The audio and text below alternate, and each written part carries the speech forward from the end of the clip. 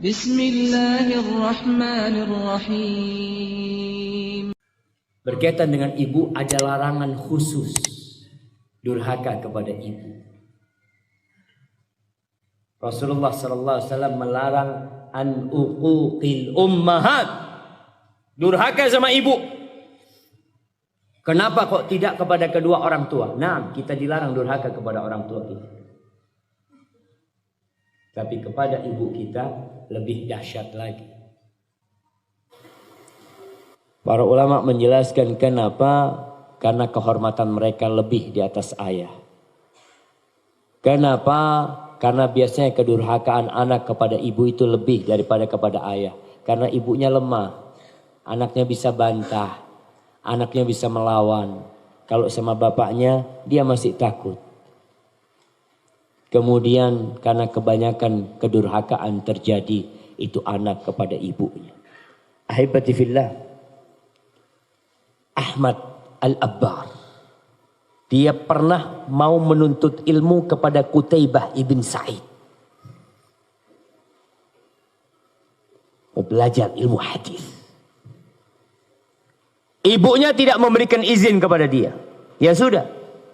Dia terus menjaga ibunya sampai ibunya meninggal dunia. Kemudian dia hendak belajar kepada Qutaibah setelah ibunya meninggal dunia. Ternyata Qutaibah sudah meninggal dunia. Tapi Allah akan mencatat kebaktian itu anak kepada ibunya. Sa'id ibn Amir, dari kalangan salafus saleh, dia bercerita, bata akhi Umar yusolli. Suatu malam, kita ini lagi ngerawat ibu kita. Saudaraku yang namanya Umar sholat malam. Wabittu aghmizu qadama ummi. Dan aku di malam itu nggak sholat malam. Aku pijetin kaki ibuku. Aku nggak sholat malam. Tapi aku tidak mau digantikan pijetnya kaku kepada ibuku dengan sholat malamnya Umar. Enggak. Supaya antum tahu pahala berbakti sama orang tua. Antum sedang sholat sunnah, dipanggil sama ibunya, putuskan sholat sunnah. Lagi sholat, Allahu Akbar, sholat duha di dalam kamar. Ibunya mengatakan, ya Umar, berhenti sholat. Datangi ibunya. Sampai sebesar itu hak orang tua kita. Umar bin Khattab radhiyallahu ta'ala anhu pernah kedatangan seseorang. Dia cerita. Ya Amirul Mukminin, ummi ajuz kabira. Ibuku itu sudah sepuh. Sudah tua renta. Ana matiyatuha. Dulu nggak ada kursi roda. Nggak ada kursi roda pada masa itu. Yang ada, aku ini menjadi tunggangan ibuku. Ibuku naik di punggungku. Dan aku berusaha untuk melakukan segala yang dilakukan ibuku dulu kepadaku ketika aku kecil. Kadangkala dia harus merawat ibunya. Membersihkan ibunya. Orang ini bertanya kepada Amirul Mukminin. Mengatakan, fahal addaitu syukraha? Apakah aku sudah membalas budi ibuku? Dengan cara aku melakukan itu semua? Apa kata Umar bin Khattab? La. 5 ya Amirul Mukminin. Kenapa tidak? Bukankah aku sekarang melakukan seperti yang dilakukan ibuku kepadaku? Kata Umar bin Khattab radhiyallahu taala anhu, innaka taf'alu dzalika biha wa anta tatamanna mautaha likai tastarih. Engkau melakukan itu kepada ibumu sekarang dengan harapan ibumu segera mati agar engkau istirahat dari merawat ibumu.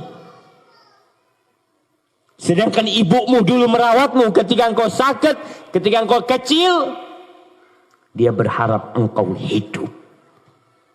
Sedangkan sekarang engkau berharap ibumu mati. Maka nggak sama. Itu cerita Umar bin Khattab. Abdullah bin Umar bin Khattab punya cerita juga.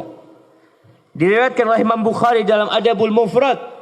Bahwa ada seorang lelaki yang menggendong ibunya tawaf. Dia bawa ibunya dari negeri Yaman atau dari negeri Iran sana. Dia bawa ibunya untuk berhaji. Dia bawa tawaf ibunya di sekitar Ka'bah. Lalu dia berjumpa dengan Abdullah bin Umar bin Khattab. Sambil dia bersenandung. Inni ana ba'iruhal mudhallal. In uz'irat rikabuha lam uz'ar.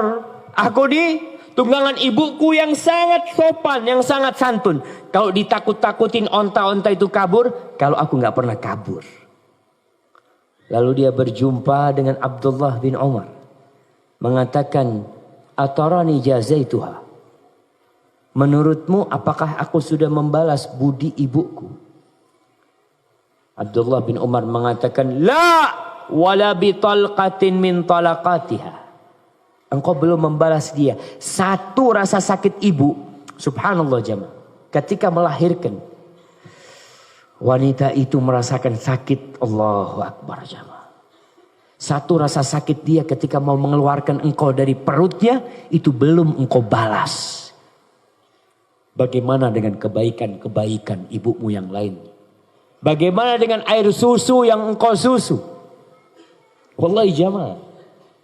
Kadang-kala masih ada anak yang durhaka sama ibunya. Lupa dengan kebaikan ibunya. Kalau antum dipinta untuk membayar air susu ibu antum. Seluruh yang ada di kota Semarang ini. Kalau antum berikan kepada ibu antum. Antum belum membalasnya.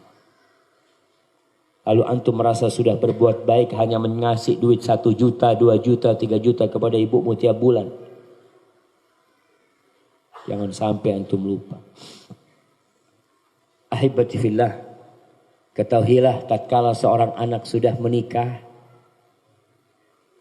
Kemudian dia punya anak. Pangkatnya berubah.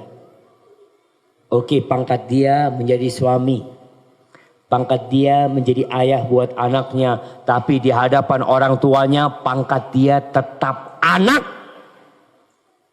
Gak akan berubah.